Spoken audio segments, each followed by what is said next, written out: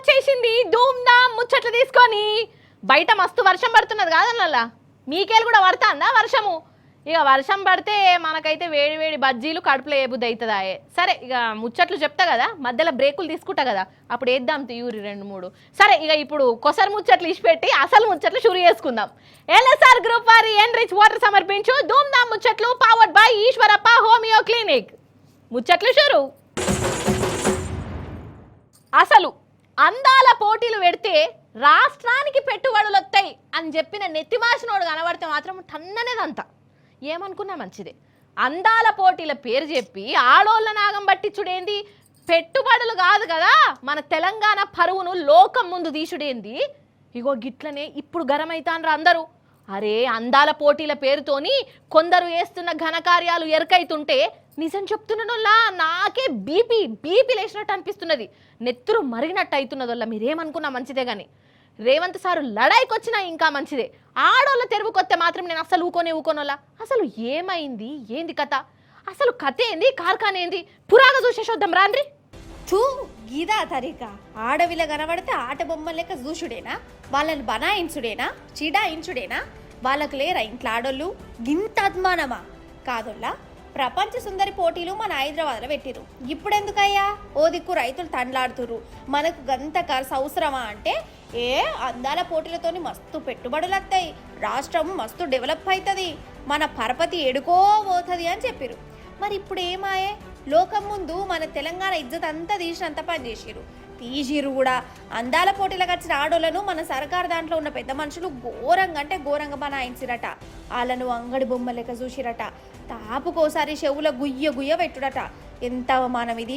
ఈ వీళ్ళ గోస తట్టుకోక ఇంగ్లాండ్ దేశం నుంచి వచ్చిన పాపం ఈ మేఘక్క ఈ పోటీలు అద్దు, ఈ తెలంగాణ మర్యాద అద్దురా భగవంతాన్ని నడుమిట్లనే పారిపోయింది. సొంత దేశానికి పోయి మన తెలంగాణ సర్కారు ఇచ్చిన ఇజ్జత్ను కండ్ల గట్టినట్టు ఇవ్వరంగా అక్కడ వాళ్ళకి చెప్పింది.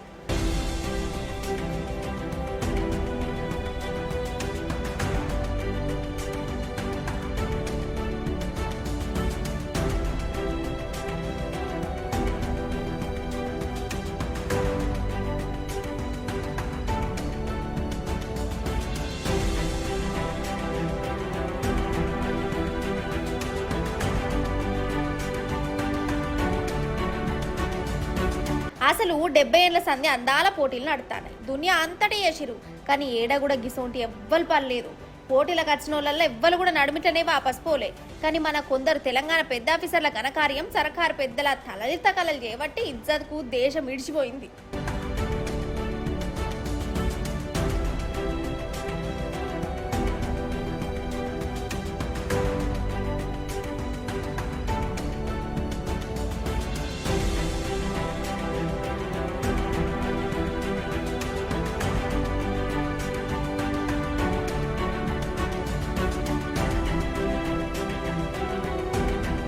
ఇక ఇప్పుడు చెప్పు రేవంత్ సారు, గిదాని కోసమేనా అందాల పోటీలు పెట్టింది?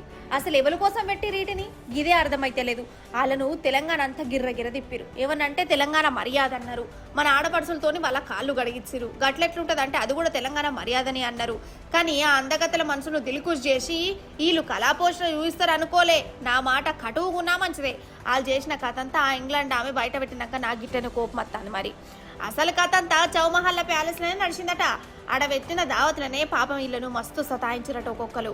ఇక ఇవి కాక 5 లక్షలు ఇస్తాం 10 లక్షలు ఇస్తాం అని ఆశ ఉట్టించి దుకున పోళ్ళ కాళ్ళకి వీళ్ళకి అడ్వర్టైజులు కూడా చేయించే పని పెట్టుకున్నారట ఈ అందగత్తలతోని. ఏమన్నంటే బెదిరించుడు గదిరించుడు కూడా నడిచింది కావచ్చు. పాపం వాళ్ళ బాధ తలుసుకుంటా అంటే నాకెప్పుడు పానం కలుపుకోమంటుంది. ఇంత జరుగుతుంటే అందాల పోటీలలో అంతా బరాబరే ఉన్నది. అన్ని పుకార్లు గికార్లు అని ఫస్ట్లో మన రేవంత్ సర్కారు ఉల్టా దబాయించినట్టు చేసింది. ఇక ఇప్పుడేమో ఎంక్వైరీలు పెట్టిరు. అసలు చౌమహల్ల ప్యాలెస్లో ఏమైంది? ఇలా సతాయించినోడు ఎవడు? ఇవన్నీ ఎంక్వైరీ కూడా చేసిరు. కానీ అందులో ఏం తెలియదో మాత్రం ఇప్పుడు బయట పెడతలేరు.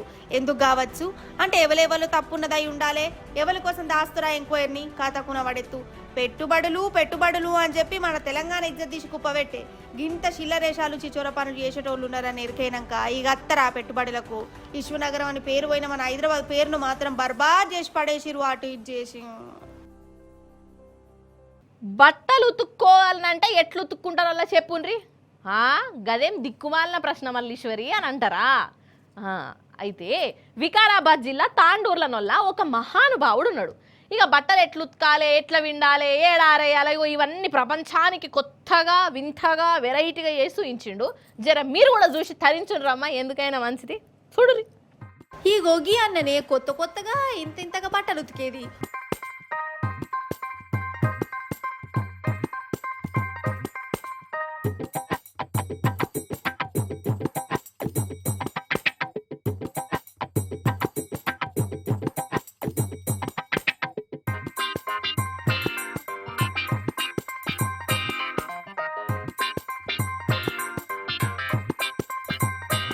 ఓ దిక్కు జోరు వాన, ఇంకో దిక్కు కింద నీళ్ళ వరద, అంట్లోనే పురుసాదు కూసున్నాడు.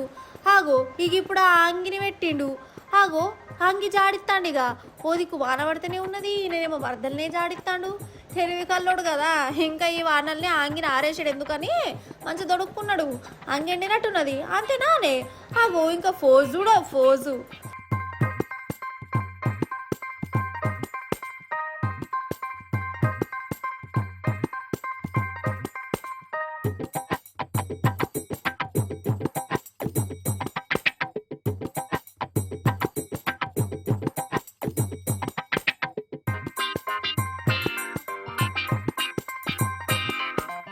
అయితే తాండ్లులనొల్ల ఈ తాత జనంతా పుచ్చుకున్నట్టున్నది. 90 కొట్టిండో కోటరే లేపిండో మన తెలియదు కానీ వాన ఈయనకు బట్టలు విండ బుద్ధి అయింది. అందుకే నడి రోడ్డు మీదనే ఈగురం పెట్టుకున్నాడు. ఎంత చేయిపాటి ప్రభుత్వంలో బట్టలు ఉతుకునేందుకు కూడా నీళ్లు రాకుంటే మాత్రం మరీ వానతో ఉతికి నిరసన చెప్పవచ్చునా? రేవంత్ సార్ ఇజ్జత్ గిట్ల తీయవచ్చునా అని అనుకుంటున్న వాళ్ళు ఆచిపోయేటోళ్ళు అందరు చూసియా.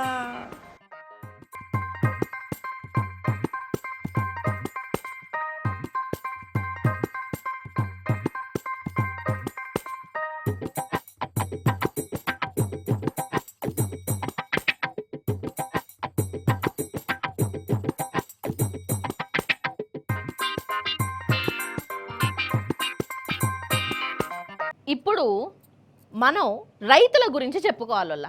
వాళ్ళ బాధ లోకానికి ఎరక చేసేది మనం తప్ప ఇంకొకరు లేనే లేరనిపిస్తుంది. అందరూ కండ్లున్నా లేనట్టే నటిస్తున్నారు. నిజంగా వాళ్ళ తన్లాట చూస్తుంటే కండ్ల పొంట నువ్వు వస్తున్నాయి వల్ల నాకు. ఏంది మన తెలంగాణ రైతులకు గింతకనం అవస్థ చెప్పుండ్రి. కష్టపడి పండించిన పంట ఇట్లా సత్యనాశ అవుడేంది? ఇట్లా ఎన్నడన్నా ఉన్నదా?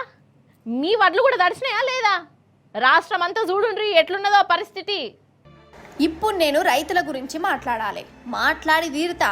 అసలు రైతు బంధు గురించి మాట్లాడాలనా, రైతు బీమా గురించి మాట్లాడాలనా, యాహళ్లకు రాని ఎరువుల గురించి మాట్లాడాలనా, డూప్లికేట్ ఇత్తనాల గురించి మాట్లాడాలనా, పంట బోనస్ జికర్ తీయాలనా, కల్లాల కాడ తడిసి ముద్దయిపోయిన అడ్ల గురించి తీయాలనా, మార్కెట్లలో వరద లెక్క వారుతున్న ధాన్యం ముచ్చట తీయాలనా, యాళ్లకు రాని కరెంటు ముచ్చట చెప్పాలనా, బల్మీటికి పానం తీసుకుంటున్న రైతుల గురించి తీయాలనా, ఏడాదిన్నర సంధి రైతులు తండ్లాడతన్ని దేని గురించి మీరే చెప్పుర్రి.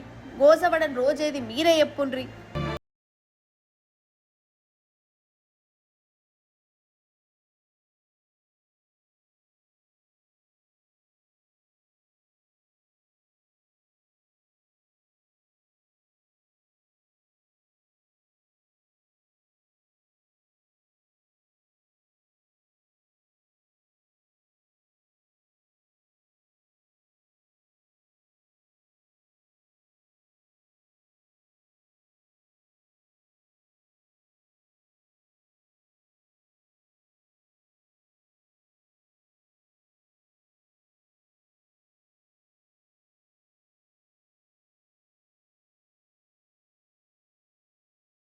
నాడే జోకుతే ఏమావు, బోనస్ ఇయ్యవలసి వస్తుందని నోట్ల మన్ను కొట్టవచ్చునా? ఇంత అదుమానమా?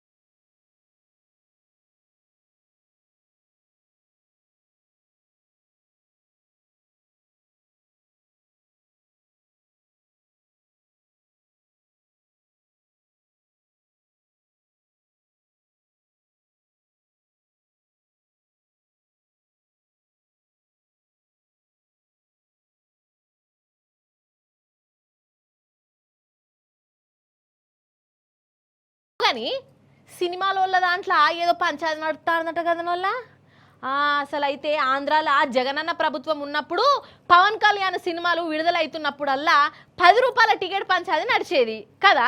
ఇక ఇప్పుడు పవన్ అన్న కూటమే అధికారంలో ఉండే, అన్న చిన్న ముఖ్యమంత్రి కూడా అయ్యిండు, కానీ సర్కారు మారినా పవన్ అన్న సినిమా మీద పంచాయతీ మాత్రం ఒడవలేదోల్లా. ఇక వాన్రి అట్లా అట్లా అలా పంచాయతీ ఏందో ఈయనన్నట్టు జర చేసి వద్దాం రమ్మ. మళ్ళా సినిమాలో ఇంకో పంచాయతీ ముంగటేసుకున్నారు వాళ్ళ లొల్లి మెల్లమెల్లగా రాజకీయం అయిపోయింది. అసలైతే ఆంధ్ర రాజకీయాలకు సినిమాలకు చాలా అవినాభావ సంబంధమే ఉన్నది కదా. అయితే మొన్నోసారి ఈ సినిమా టాకీస్లో ఓనర్లు ఏమన్నారంటే, సినిమాలు నడుపుడు మాకు అయితలేదు, మాకు వెళ్తలేదు, పైసలు ఎటు సరిపోతలేవు, నిర్మాతలు మేము అడిగినట్టు ఏత్తలేరు, ఇక మేము కొన్నొద్దులు టాకీసులు బంద్ పెడతామని అనుకుంటాము గొడవడ్డారు. అది కూడా June 1 సందే. ఆంధ్రలో తెలంగాణ టాకీసులు బంద్ అన్న కాడికి వచ్చింది. ఆ టైంకి ఏదో మీటింగ్ పెట్టుకున్నారు, ఈ బంద్ ముచ్చట వాయిదా వేసుకున్నారు. అయితే ఈ బంద్ అని వెళ్ళి నాకు ఆన్సెళ్ళి అటు ఆంధ్రలో సినిమా రాజకీయం నడుస్తుంది. అయితే ఆంధ్ర చిన్న ముఖ్యమంత్రి పవన్ అన్న తీసిన హరిహర వీరమల్లు సినిమా జూన్లోనే విడుదలవుతుంది. ఇంకేదిగా అన్నా చూసినావా, పవన్ అన్న సినిమా విడుదల అవుతుందనే ఆపుదామని కుట్ర ఎత్తాన్లు. పవన్ అన్న సినిమాని ఆపే కథ నడుతుంది. కొత్త ప్రభుత్వం వచ్చినా ఈ కుతంత్రం ఏంది అని లడాయి స్టార్ట్ అయింది. అసలు చేసేదందు ఆ నలుగురే పవన్ కళ్యాణ్ సినిమాలు నడవద్దని టాకీస్ల బంధు అనే ముంగటేసుకున్నారు అని అంతటా టామ్ చేసిరోళ్ళ. ఇక పవన్ అన్న కూడా జర సినిమాల మీద గరంగానే ఉన్నాడట. ఇలా కొంచెం కూడా విశ్వాసం లేనేలేదు. అసలు అధికారంలోకి వచ్చినాక ఈ సినిమాలో మమ్మల్ని గలవలేదు, గిదెక్కడ తరికారు అన్నాడట. కథమిగ ఇది ఎటేటో తిరిగి ఇంకేటో పోయి తట్టున్నదని అల్లు అరవింద్ సార్ బయటకు వచ్చి, ఆ నలుగురిట్లా నేను లేను, నేను వేరే, నాకు టాకీసులు లేవు, నాకు ఆ పంచాయతీ తెలియదని విలేకరుల మీటింగ్ పెట్టిండు. ఇక తెల్లారి దిల్ రాజన్న బయటకు వచ్చి, నాకు కూడా అంతేం తెలియదు, అసలు పవన్ అన్న సినిమాని ఆపే దమ్ము ధైర్యం ఎవరికన్నా ఉన్నదా, అది తప్పు ముచ్చట, ఈ కష్టాలు మాకున్నాయి, మా కష్టాలు మాకున్నాయి, హరిహర వీరమల్లు సినిమా మీద కుట్రతోని ఇట్లా చేయాలని ఈయనేమేమో చెప్పుకొచ్చిండు. లాస్ట్కి ఏం తేలిందయ్యా అంటే ఏం తెలియలే. పవన్ రైటు, పవన్ సినిమాని ఆపే ధైర్యం ఎవ్వలకు లేదు, గిదే తేలింది. మరి సినిమాలో కష్టాలు ఏమైనాయి అంటే నాకు తెలియదు, నన్ను అడగద్దు. కళ్యాణ్ గారికి ఏదైనా కోపం వస్తే పెద్దన్న అన్నాను కదా, పెద్దన్న తిడతాడు, పడతాను, ఏముంది. వాళ్ళ హర్ట్ అయ్యారు కళ్యాణ్ గారు, హర్ట్ అవుతూ మమ్మల్ని తిట్టే అధికారం వరకు ఉంది కదా, అట్లా ఆలోచిద్దాం. కళ్యాణ్ గారి గురించి నేను 22 ఏళ్ళ నుంచి చూస్తున్నాను. ఆయన కోపం వచ్చినప్పుడు ఆయన కోపపడేలాగా ఎపిసోడ్ జరిగింది, కానీ వారి సినిమానే టార్గెట్ చేశారనేది ఒక నెగిటివ్గా వారి దగ్గరికి వెళ్ళింది. అది కాదు ఇది ఇక్కడ జరిగింది. June 1 థియేటర్లు బంద్ అని మీరందరూ హెడ్లైన్స్ ఇవ్వడమే మేజర్ ప్రాబ్లం. వాన వాన వెల్లువాయే, కొండ కోన మునిగిపాయే. అవుగాని ఇప్పుడు వాన పడుతుందా అనొల్ల మీ ఊళ్ళో ఒక్కసారి చూడండి రమ్మ, కిటికీలకేళ్ళి పడుతుందా. ఇగో పట్నంలో ఫుల్ వాన కాదొల్లా, తడుచుకుంటేనే నేను ఆఫీస్కి వచ్చిన. ఒక ఛత్రి కొనుక్కోవాలొల్లా జీతం పడ్డాక. సరే తీయండి అన్నట్టు అంతటా పెద్ద వానలే పడుతున్నాయట కదా. పాండ్రి మరి ఇక ఈ వానదేవుని ముచ్చట్నే ఓ మలక చెప్పుకుందాం. అసలు ఈ వానల కథ ఏంది, ఎండాకాలంలోనే ఎందుకు పడుతున్నాయి, ఈ వానకాలంలో వానలు ఎట్లా పడతాయి, ఏంది కథ, ఇగో ఇవన్నీ డీటెయిల్ కరుచుకొని వద్దాం నడుగురి. చూస్తుర్రా, వానలే వానలు, ఏడ చూడు నీళ్ళే నీళ్ళు, రాష్ట్రం అంతా ఫుల్ వానలు పడుతున్నాయి కాదోల్లా. బంగాళాఖాతంలో అల్పపీడనమాట. ఇక ఇంకేంది, నైరుతి మబ్బులు స్పీడ్గా ఉరుకత్తన్నాయి. ఇప్పటికే కేరళలో తిరుగుతున్నాయి కదా నైరుతి మబ్బులు, ఇక మన తెలంగాణను కూడా దాకినాయట. మహబూబ్ నగర్లో తిరుగుతున్నాయి ఇప్పుడు, అందుకే ఫుల్ వానలు. అసలు ఇంత జల్దీ నచ్చడం మాత్రం నాకు తెలిసి 10-15 నెలల్లో ఇదే ఫస్ట్ టైం కావచ్చు. ఇక ఈ వాన ఏబట్టి హైదరాబాద్ పట్టణం చెరటమటం అయింది.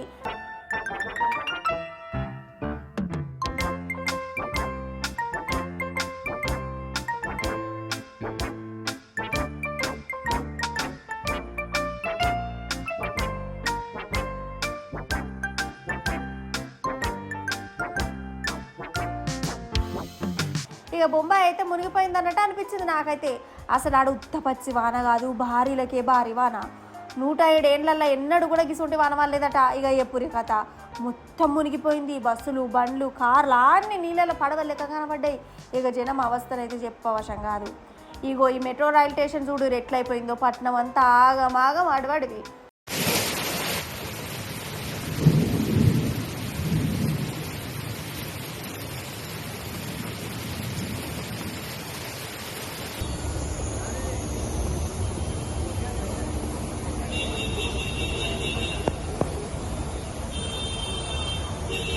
Thank you.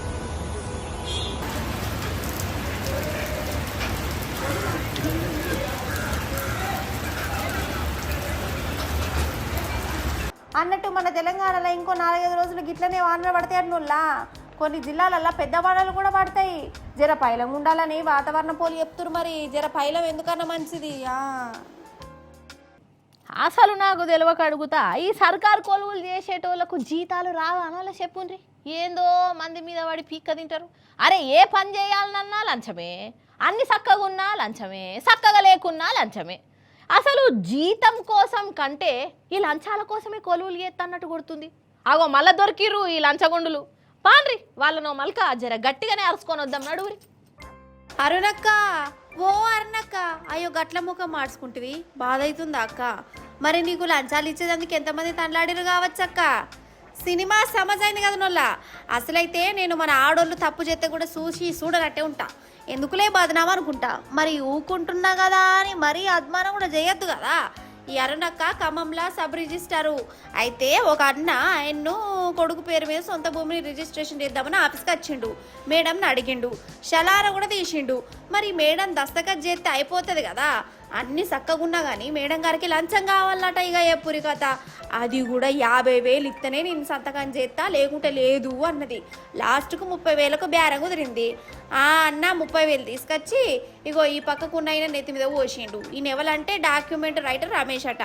ఈ రమేష్ తీసుకొని మేడంకు పైసలు అప్పేపుతాడు. ఇద్దరికిద్దరు దొంగలు అన్నట్టే కదా. మరి ఇగలా వీళ్ళు లంచం తీసుకుంటుంటే ఏసీబీ ఆఫీసర్లు దొరకబట్టిరు. మోకం చూడు ఎట్లా మార్చుకున్నారో ఇద్దరికిద్దరు. అదే లంచం అడిగేటప్పుడు మాత్రం రుబాబుగా అడిగిరోళ్ళ. పని చేయమంటే కసరిచ్చుకునుడు. మరి ఆ కసరిచ్చుకునుడు ఆ రుబాబులు ఇప్పుడు ఎటు పోయినాయి? కాదు సర్కారు కోలం అంటే చిన్న ముచ్చట్న. వాళ్ళ పనేంది జనానికి పనిచేసి పెట్టుడు. అట్లా పని చేస్తానులానే కదా నెల జీతాలు ఇచ్చేది. ఓదికు జీతం తీసుకుంటారు, ఇంకోదికు గిట్లా జనం దగ్గర లంచాలు తీసుకుంటు. ఇదేం తరిక అన్నట్టు అసలు. ఇగోన్ వల్ల ఇప్పుడు మన ధూమ్ధామ్ ముచ్చట్లల్లా ఇంకో చిన్న ముచ్చట బాకీ పడ్డది. జర అదేందో చూసేయర్రి. గిదేగా ముచ్చట, ఆలు మగల ముచ్చట. ఇంటామె పెనిమిటిని దౌడ పొంట జరిచిన ముచ్చట. ఏ ఊకోవా, ఈ కాలం ఇంటామె కొట్టకుంటే పెనిమిటి కొడతాడా? ఇది కూడా ఒక ముచ్చటేనని కారెడ్డమాడారు. అయితే ఇంటామె చేతిలో దెబ్బలు తిన్నోళ్ళు సాదాసీదా మనిషి కాదు. ఫ్రాన్స్ దేశానికి ప్రెసిడెంట్ మెక్రాన్ సారు. అయితే ఈయన వేరే దేశానికి టూర్కు పోయిండోళ్ళ. ఇంటామెతో కలిసి విమానం దిగుతాండు. అంతలే చూడురి.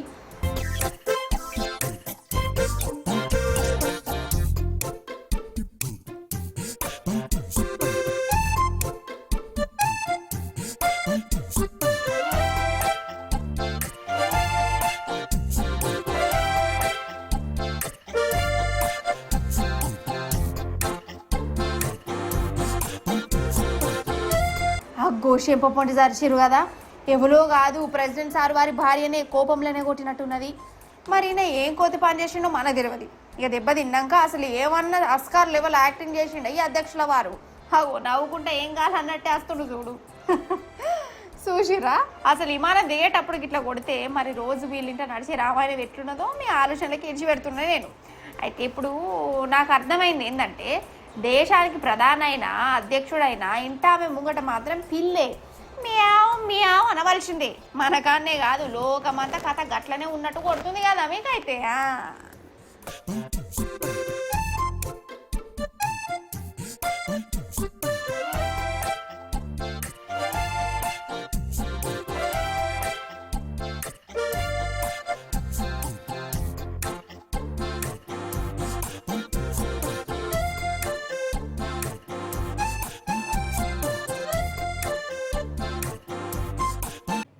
గ్రూప్ వారి ఎన్రిచ్ వాటర్ సమర్పించు ధూమ్ధామ్ ముచ్చట్లు powered by Eshwarappa homeo clinic.